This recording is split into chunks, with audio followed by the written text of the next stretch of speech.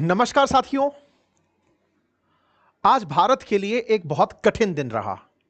आज दोपहर में लगभग पौने 2 बजे के आसपास, 1:30 बजे से कुछ आगे ही, भारत का एक एयर इंडिया का विमान जो कि भारत से लंदन जा रहा था, अहमदाबाद से लंदन जा रहा था, 242 यात्रियों को अपने साथ लेकर जा रहा था, अहमदाबाद से टेक ऑफ करने के मात्र 2 मिनट के भीतर क्रैश हो गया। 2 मिनट के भीतर इस प्लेन के क्रैश होने पर अभी तक प्राप्त जानकारी के अनुसार 241 लोगों के मारे जाने की पुष्टि न्यूज मीडिया और उपलब्ध सोर्सेस कर रहे हैं। इस विमान के उड़ने के मात्र 2 मिनट के भीतर इस तरह का हादसा और धुएं का गुबार दिखाई दिया, जिसे देखकर ही लोगों ने यह कल्पना कर ली थी कि संभवतया कोई भी नहीं बचा होगा। इस विमान में 169 भारतीय, 53 ब्रिटिश नागरिक, एक कनाडाई मूल का नागरिक और 7 पुर्तगाली बैठे थे। यह विमान कुछ इस तरह से चंद मिनटों में आग के गोले में बसा और कुछ इस तरह से दिखाई दिया। ये कुछ इस तरह से टेक ऑफ करने के 2 मिनट के भीतर भीतर जाकर नीचे टिकता है और नीचे टिकते ही या फिर जहां भी ये टच हुआ वहां से इतना बड़ा आग का गोला बनकर बाहर निकला। और इस बने हुए आग के गोले को आप यहां पर तस्वीरों के माध्यम से देख सकते हैं। साथियों, ये तस्वीरें उस समय की हैं जब यह विमान गिर गया और उसके बाद अग्निशमन की टीम यहां पर पहुंची, एनडीआरएफ की टीम यहां पर पहुंची, तो खाक के सिवा यहां पर कुछ नहीं था। तस्वीरें मैं कुछ ऐसी हैं जिन्हें नहीं दिखाऊंगा, मैं जल्दी से चला के निकाल दिया, लेकिन इसमें बैठे यात्रियों की शिनाख्त कर पाना, शिनाख्त के लिए डीएनए टेक्निक का उपयोग किया जाएगा। इसमें गुजरात के पूर्व मुख्यमंत्री विजय रूपाणी भी सवार थे, उनका भी इसमें निधन हो गया। देश के अंदर टॉप ट्रेंडिंग्स में इस समय पर प्लेन क्रैश और एयर इंडिया की खबर बनी हुई है। चूंकि यह बोइंग का विमान था इसलिए यह सुर्खी बनी हुई है। बोइंग के इस विमान का नंबर 787 ड्रीम लाइनर है, जो दुनिया के सबसे उन्नत विमानों में काउंट किया जाता है। जब से यह विमान सर्विस में आया है तब से इसका एक भी विमान हादसे का शिकार नहीं बना है। हादसे से मतलब कोई एक्सीडेंट नहीं हुआ है। उन्नत किस्म के विमानों में यह विमान अपनी फ्यूल एफिशिएंसी के लिए दुनिया में जाना जाता है। बोइंग के अन्य विमानों की तुलना में यह 20 से 25% कम फ्यूल कंज्यूम करता है और यात्रियों के लिए बड़ा ही कंफर्टेबल रहता है।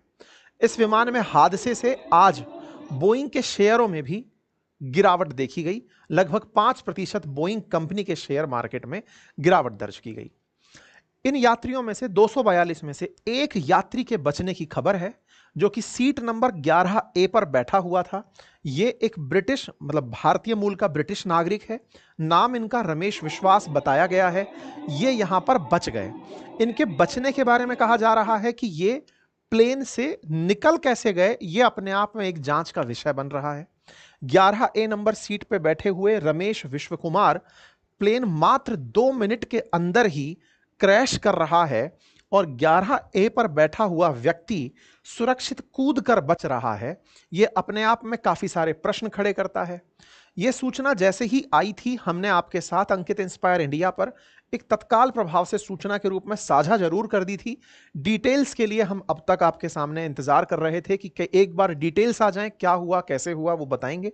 अंकित इंस्पायर इंडिया पर उस समय एक सेशन चल ही रहा था और आप लोगों के कमेंट्स उस समय मुझे अपडेट कर रहे थे। हमने निकलते ही आपको उस समय पर सूचना साझा कर दी थी।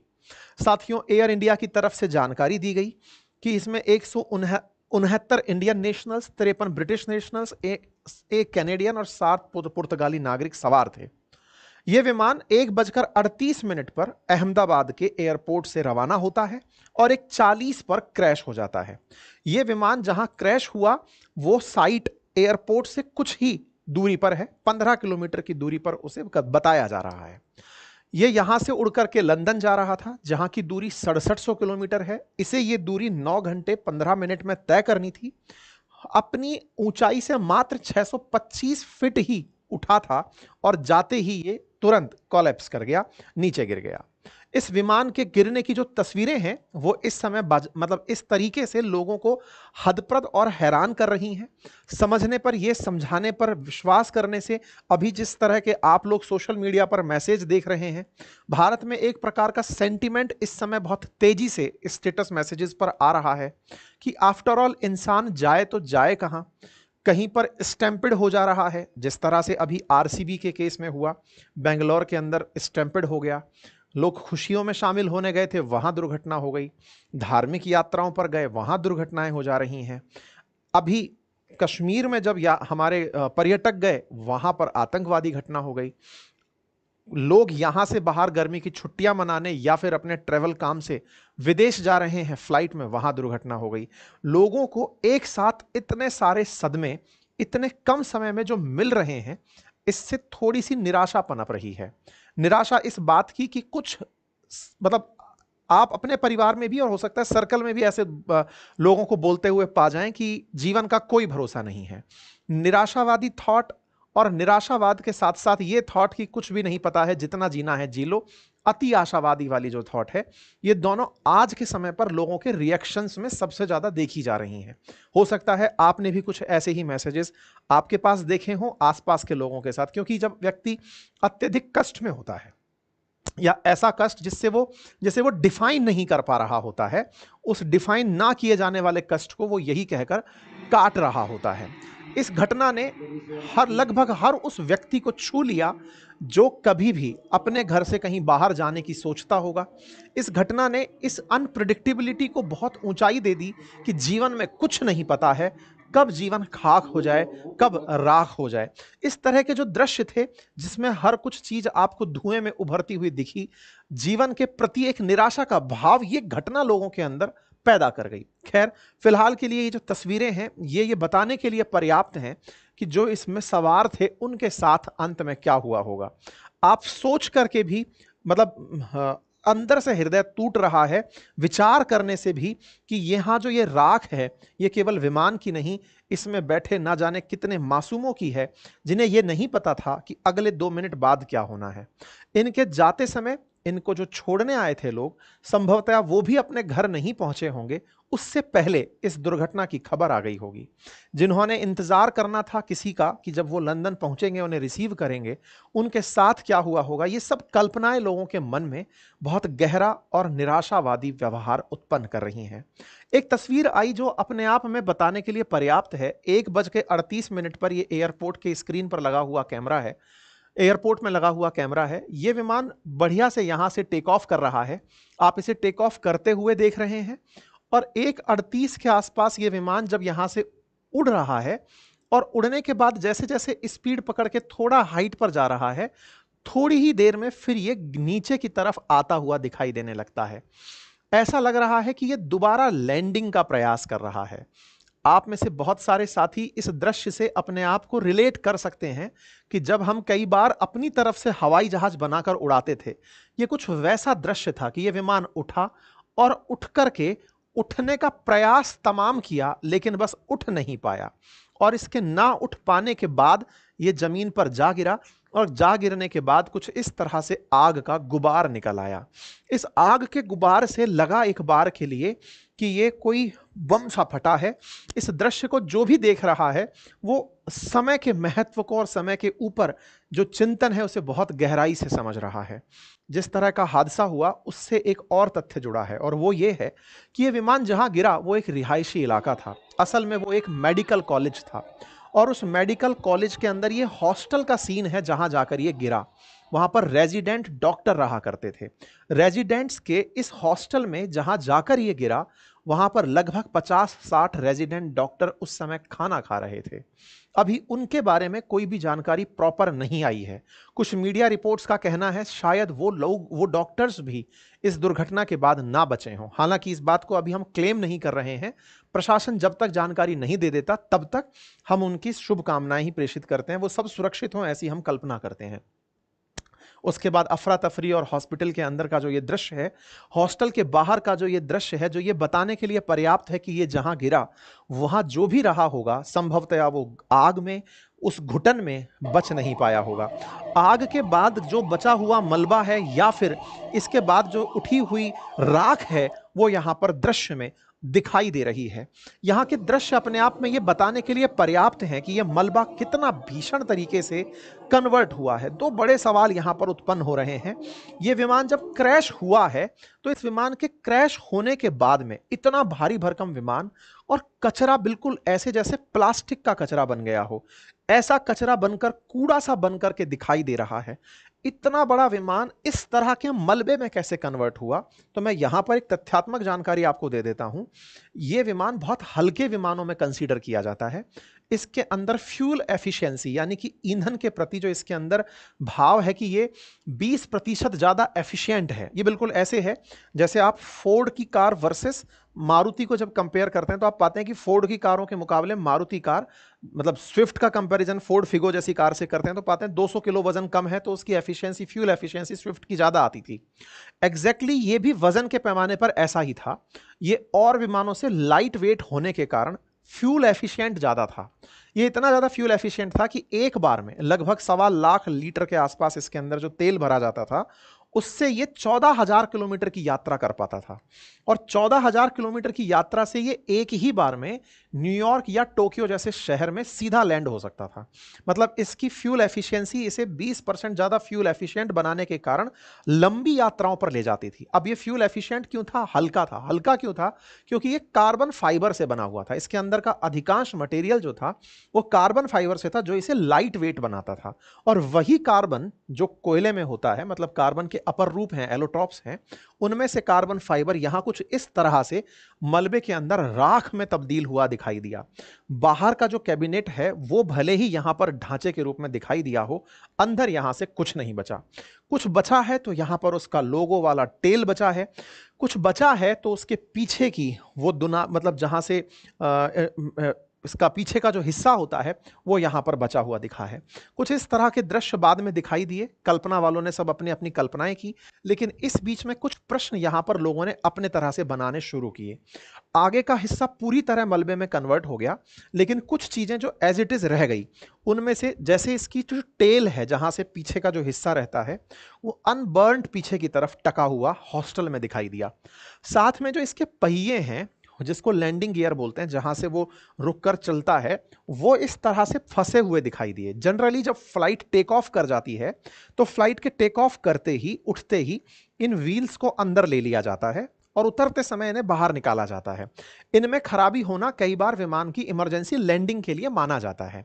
अगर ये विमान के अंदर नहीं जा रहे होते तो खुद पायलट इसको वापस इमरजेंसी लैंडिंग में लेकर आते हैं और इस प्लेन को पूरी तरह उतारते हैं, क्योंकि अगर ये बाहर लटके रहे तो विमान अच्छी गति नहीं कर पाएगा और उसकी गति बिगड़ेगी। इसलिए ये भी एक कयास लगाया जा रहा है कि ये सही से क्या काम नहीं कर रहे थे, या लैंडिंग गियर्स को भी वापस लेने का समय नहीं मिला। उसी से पहले मे डे कॉल हो गया। मे डे बोले तो आपातकाल, मे डे बोले तो हेल्प हेल्प हेल्प। इस तरह की जो बातें हैं वो पायलट ने बोल दी थी। ये जो दृश्य हैं ये बहुत सारे प्रश्न खड़े कर रहे हैं, लेकिन जिस दृश्य ने सबको स्तब्ध किया है वो ये भी है कि लोगों के यहाँ पर जो डॉक्टर्स जो खाना खा रहे थे, उनकी मैस की प्लेट्स में भोजन अभी तक रखा है। यहाँ पर जिस तरह से ये सब बिखरा हुआ खाना आपको दिख रहा है, इससे ये प्रश्न खड़ा होता है कि पता नहीं यहाँ पर जो डॉक्टर्स थे उनके साथ क्या हुआ। अभी जिस तरह के दृश्य हैं उनको देखते हुए कयास लगाना मुश्किल है। मीडिया रिपोर्ट्स इस तरह का क्लेम कर रही हैं अभी, लेकिन हम फिर भी अंतिम रिजल्ट का इंतजार करेंगे। कामना करते हैं कि वे सभी स्वस्थ हों और सुरक्षित हों। यहां पर कुछ इस तरह से मलबे के निशान दिखाई दिए। अब इसको हम थोड़ा सा मैप के माध्यम से भी समझने का प्रयास करते हैं। गुजरात के जिस मतलब एयरपोर्ट से, सरदार वल्लभ भाई एयरपोर्ट से जब ये उड़ा अहमदाबाद से, तो ये कुछ इतना सा दूरी ट्रैवल किया, मतलब यहां से लेकर के यहां तक का ट्रैवल। इसको मैं मैप पर कुछ इस तरह दिखाना चाहूंगा कि ये अहमदाबाद है, यहां पर ये रनवे है और रनवे से निकल करके बस ये थोड़ा ही आगे ही चला है। मतलब एक तरह से समझिए तो जहां पर फ्लाइट का कार्गो कॉम्प्लेक्स खत्म होता है उसके जस्ट बाद जाकर के तो ये गिर गया है। इस मैप को यहां पर देखने का प्रयास करते हैं। ये एयरपोर्ट का रनवे है, सरदार वल्लभ भाई पटेल जो एयरपोर्ट है यहां का रनवे है। यहां से फ्लाइट उठकर चलना शुरू होती है और ये फ्लाइट थोड़ा और नीचे की तरफ अगर आप चलकर देखेंगे तो बस इतनी सी दूर जाकर के, मतलब यहां से उठी है और यहां जाकर गिरी है। इतनी सी दूर पर जाकर गिरी है। इसको और जब ज्यादा जूम करते हैं तो इसको जूम करने पर आपको कुछ इस तरह के दृश्य यहां पर हॉस्टल के दिखाई देते हैं। ये रहा वो हॉस्टल, यहां पर BJMC बॉयज हॉस्टल लिखा है और यहां पर अतुल्यम हॉस्टल लिखा है। इन हॉस्टल्स के बिल्डिंग पर जाकर के ये यहां पर गिर जाता है। मतलब एक तरीके से यहां से लेकर के इसको यहां तक पहुंचने में 2 मिनट का समय लगा। टेक ऑफ किया और यहां जाकर के इन हॉस्टल्स के प्रेमाइसेस पर जाकर गिर गया। एयर इंडिया का यह विमान 171 विमान था। 1:17 इसका एक्सपेक्टेड टाइम था। 1:37 के आसपास ये टेक ऑफ किया। लगभग 9.5 घंटे की यात्रा के बाद इसे लंदन पहुंचना था। ये जैसे ही निकला इसके तुरंत बाद एयर ट्रैफिक कंट्रोल को मे डे कॉल किया गया। यानी कि जो एयर ट्रैफिक कंट्रोल है जो कि इसकी यात्रा को पूरी तरह ट्रैक कर रहा था, उसे कैप्टन के द्वारा इमरजेंसी कॉल किया गया। कहा गया कि ये हेल्प चाहने का समय है। असल में ये मे डे कॉल एक तरह का इमरजेंसी कॉल है। इसका उद्देश्य होता है कि तत्काल प्रभाव से हमें सहायता भेजी जाए। हम अब हमारे पास कोई और ऑप्शन नहीं रखते। मे डे कॉल होते ही एटीसी को सूचना दी जाती है कि वो तत्काल हेल्प भेजे और उस समय हवा में जितनी भी फ्लाइट्स मौजूद होती हैं, ये मे डे कॉल वाला जो सिग्नल है ये उन फ्लाइट्स को भी सुनाई देता है कि हमारे आसपास किसी फ्लाइट के अंदर इमरजेंसी कॉल हुआ है। ये 3 बार शब्द बोला जाता है, मेडे मेडे मेडे। ये एक फ्रांसीसी शब्द है जिसका अर्थ एक तरह से हेल्प यानी मेरी मदद करो, इस तरह से इस शब्द को कंसीडर किया जाता है। रेडियो कम्युनिकेशन के माध्यम से इस शब्द को भेजा जाता है। आपातकाल के समय ही इस तरह के शब्द का उपयोग किया जाता है। सवाल बनता है, क्या कैप्टन से कोई भूल हुई? कहा जा रहा है कि इस फ्लाइट को उड़ाने वाले जो कैप्टन थे वो सुमित सबरवाल थे। सुमित सबरवाल एक लाइन ट्रेनिंग कैप्टन थे। लाइन ट्रेनिंग कैप्टन का मतलब है कि इनका अनुभव यात्रा का इतना था कि ये अब और कैप्टन्स को ट्रेनिंग दिया करते थे, खुद ट्रेनिंग इंचार्ज थे। इस तरह से इनकी फ्लाइंग टाइम था। 8200 घंटे अब तक ये फ्लाइट उड़ा चुके थे। इनके साथ में जो फर्स्ट ऑफिसर या को पायलट था वो 1100 घंटे विमान चला चुका था। क्लाइव कुंदर उनका नाम था। तो इनके ऊपर ये डाउट करना कि उन्हें ये नहीं पता था कि विमान में क्या परेशानी है, ये अपने आप में काफ़ी सारे प्रश्न खड़े कर रहा है कि इस तरह की जो सिचुएशन है यहाँ पर देख करके जो पता चल रहा है कि यहाँ पर लैंडिंग गियर ऊपर नहीं हो पाया, व्हील ऊपर नहीं हो पाए और साथ में ये चीज़ हो गई। तमाम तरह के प्रश्न खड़े होने शुरू हुए। इसी बीच में एयर इंडिया ने अपनी स्क्रीन को कंप्लीट ब्लैक कर दिया। एयर इंडिया की तरफ से सारी सूचनाएं जारी की गई, कौन कौन यात्री इसमें सवार थे। विजय रूपाणी जी का नाम भी निकल करके आया जो कि गुजरात के पूर्व सीएम हैं। इनका भी निधन होने की यहां पर पुष्टि हुई। टाटा ग्रुप चूंकि एयर इंडिया को ऑपरेट करता है, इसलिए उन्होंने हर मृतक के परिवारजनों को 1 करोड़ रुपए की सहायता देने की घोषणा की है। साथ में उस हॉस्टल के निर्माण का भी अनाउंसमेंट किया है और जो घायल हैं, जो इस समय पीड़ित हैं, उनकी मदद का भी इन्होंने अपनी तरफ से अनाउंसमेंट किया है। एयर इंडिया के सीईओ ने आकर के अपनी तरफ से इस बारे में अपनी कंडोलेंसेस जारी किए, अपनी तरफ से दुख व्यक्त किया और अनाउंसमेंट किया। टाटा ग्रुप ने अपनी तरफ से 1 करोड़ रुपए प्रति परिवार को देने का वादा किया। रेलवे हो, ऑल इंडिया रेल रेडियो हो, इन सब ने अपनी तरफ से मदद करने के लिए कि हम किस तरह से मदद कर सकते हैं उस सारे के सारे अपडेट्स जारी किए गए। देश के राष्ट्रपति ने, प्रधानमंत्री ने, गृह मंत्री ने, विदेश मंत्री ने, सभी की तरफ से इस पर कंडोलेंसेस मैसेजेस आए।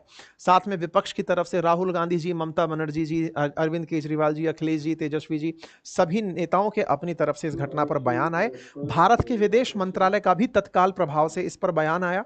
क्योंकि इसमें विदेशी यात्री सवार थे तो हमारी एक रेस्पॉन्सिबिलिटी बनती है कि हम दुनिया को भी अपडेट कराएं कि ये जो घटना हुई है ये कैसे हुई है और इस पर हमारा क्या प्रयास जारी है। ऐसे में हमने अपनी तरफ से अपडेट दिया।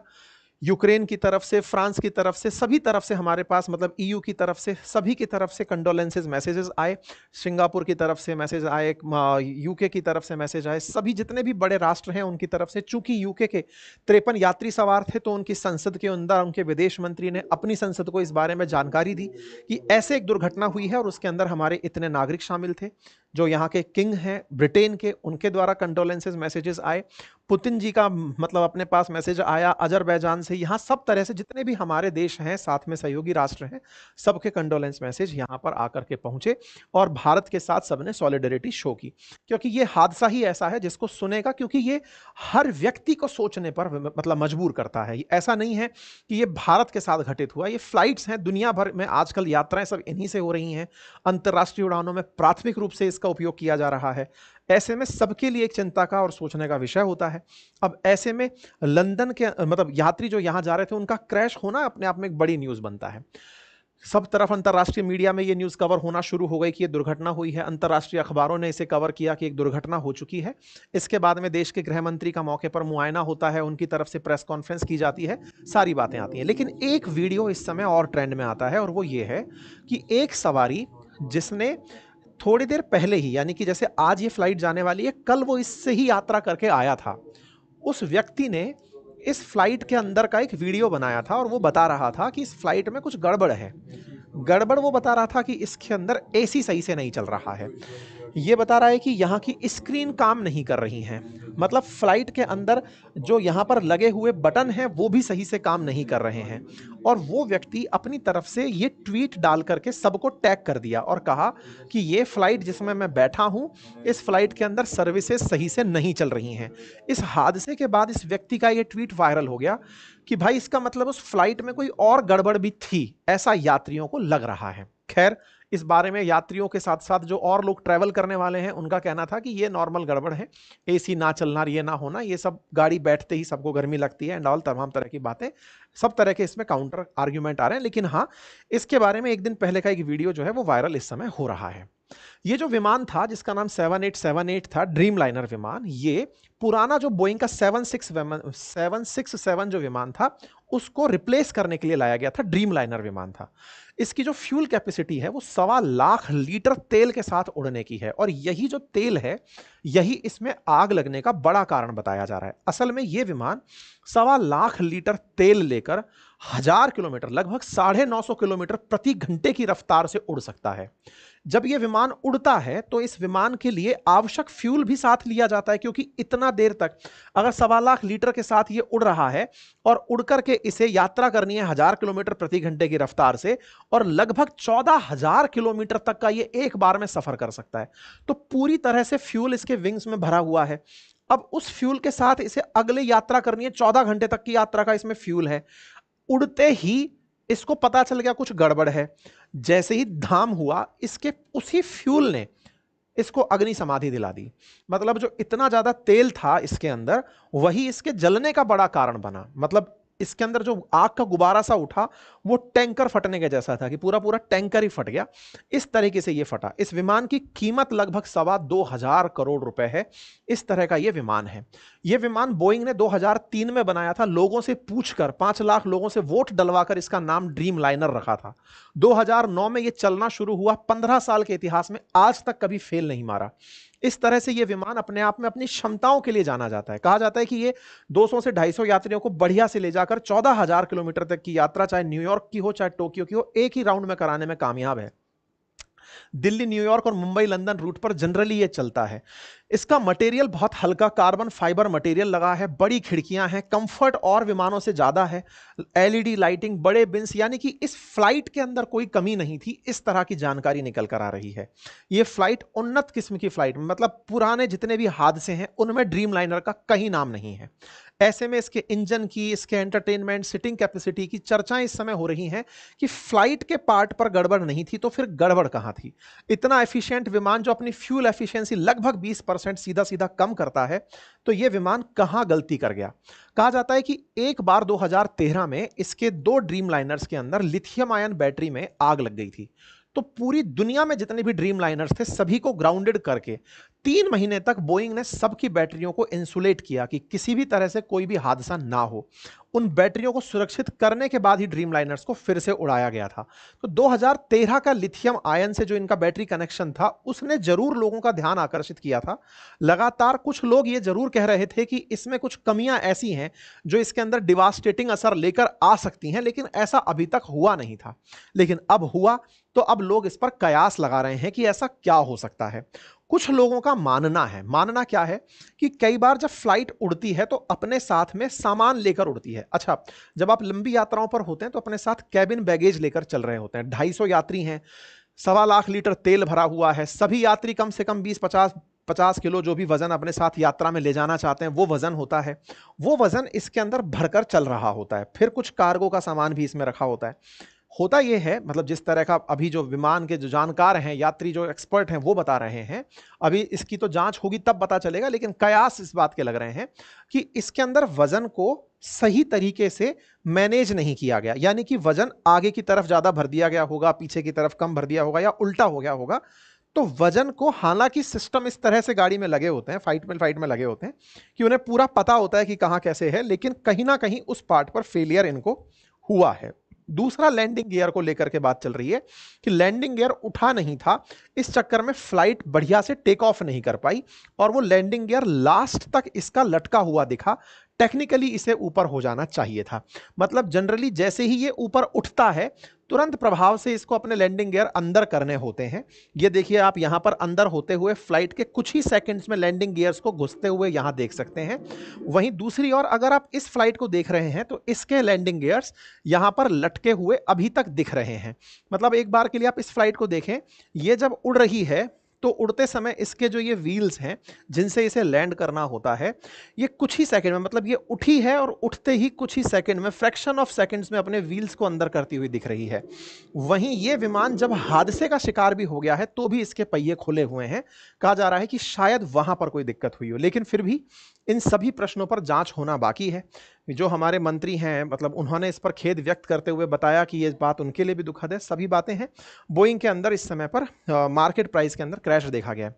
एक सवाल और जो बड़ा बन रहा है कि एक यात्री जो बचा वो 11A नंबर सीट पर बैठा हुआ था। जिस सीट पर वो बैठा हुआ था उसी के बगल में डोर था। वो सेफ बच जाता है 2 मिनट के अंदर। टेक्निकली कोई व्यक्ति खड़ा होकर गेट खोले और गेट खोलकर जंप करे, उसे कैसे पता चला कि यह विमान गिरने वाला है? 2 मिनट के अंदर 1:38 पे विमान उठा है, 1:40 पर ब्लास्ट हो गया। 2 मिनट में आदमी बेल्ट बांधकर तैयार नहीं हो पाता कि चलना भी है, मतलब उसका हाव भाव सेट नहीं हो पाता, वो तो नीचे ही झांक रहा होता है। इतने में वो उठकर निकल लिया है और वो सुरक्षित है। वो कह रहा है कि मैं कूद गया था। इससे वो 3 इडियट मूवी का एक सीन ध्यान आता है कि कहीं इस व्यक्ति ने तो कोई करामात नहीं कर दी कि चलते गेट को खोलकर ये कूदने का प्रयास किया हो। अब तमाम बातें हैं, वो जांच का विषय है, अभी उसकी जांच होगी। ये बच कैसे गया ये अपने आप में एक जानकारी है। जो आग का गुबार बन गया, क्योंकि गेट जब बंद है तो एक आदमी नहीं बच सकता। ये बोल रहा है कि मैं कूद गया था, तो कूद गया था इसका मतलब उड़ते प्लेन में 2 मिनट के अंदर अगर आप कूदे हो तो कुछ तो मसला ऐसा है कि पहले आप कूदे हो और उसकी वजह से मेडे कॉल हुआ है कि गेट खुला छूट गया है। इस व्यक्ति की कोई ऐसी कारस्तानी तो नहीं थी। अगेन वो भी एक जांच का विषय जरूर बनेगी। फिलहाल वो व्यक्ति इस समय अस्पताल में भर्ती कराया हुआ है। जो 241 में से 242 में जो एक बचा हुआ है वो इस समय अस्पताल में है। खैर, फिलहाल के लिए मृतकों के परिवारों के लिए तो आज अपनी तरफ से श्रद्धांजलि है ही। पूरा अंकित परिवार स्तब्ध है। आप सभी जितने भी मेरे साथी मित्रगण और लिसनर्स हैं, हम सभी अपनी तरफ से ईश्वर से प्रार्थना करते हैं कि उन सभी शोक संतप्त परिवारों को ताकत दे और सबको इस विपरीत काल से लड़ने की क्षमता दे। साथियों, इतिहास बताता है कि अब तक के जितने बड़े हादसे हुए हैं उनमें से नवंबर 1996 में एक बार ऐसा हादसा हुआ था जब इससे ज्यादा लोग मरे थे। 2 विमान आपस में टकरा गए थे हरियाणा के अंदर। ऐसे 1978 में 213 यात्री अरब सागर में समा गए थे। ऐसे ही कर्नाटक में 158 यात्रियों की मौत हुई थी। कुछ आज के दिन पुराने इतिहास को खंगाल कर निकाला जा रहा है कि कब कब इतने बड़े हादसे हुए जिसमें इतने लोगों की जान गई हो। इन हादसों में ये निश्चित ही दुनिया भर के बड़े हादसों में टॉप 10 बड़े हादसों में शुमार किया जाएगा और निश्चित ही ये अपने आप में एक बड़ा लर्निंग लेसन बनेगा। फिलहाल के लिए इतना ही। बाकी आप अपना ख्याल रखें और मजबूती से डटे रहें। धन्यवाद।